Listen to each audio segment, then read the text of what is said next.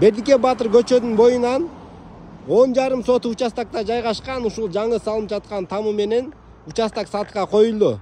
Грузовой автобазанын тушунда.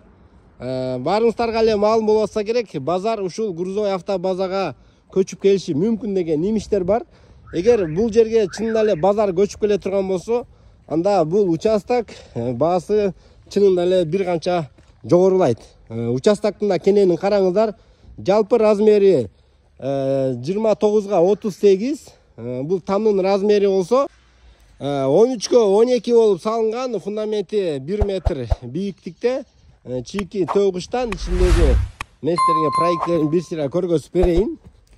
Мынакей караңыздар. Киргенде эле прихожка, душевая, коридор, кухня холлу менен, бул жагында залы. Төрдө 2 спальный бөлмө, ата-энелердин уктоочу жана балдардын уктоочу бөлмөсү.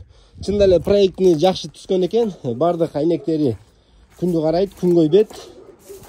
Бул тамды бүтүрүп ала турган болсоңуздар, чыккан трассанын боюнда там болуп калат. Баасын деле туугандар аябай эле арзан айтып жатат. 28.500 сурап жатам дейт. Бул временкада жана бул тамда жашаса болот убактылуу. Бул тамды бүтүргөндөн кийин бул тамды бузуп салса да болот. Огородунда кененин караңыздар.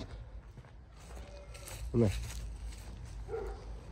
Караңыздар, бул жагында алма бактары бар.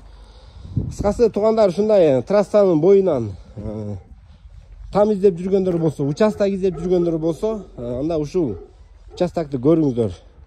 Баасын да бир кайталап коеюн, андай деле кымбат эмес. $28.500 сурап жатат. Кимге жакса төмөндө номерге чаласыздар.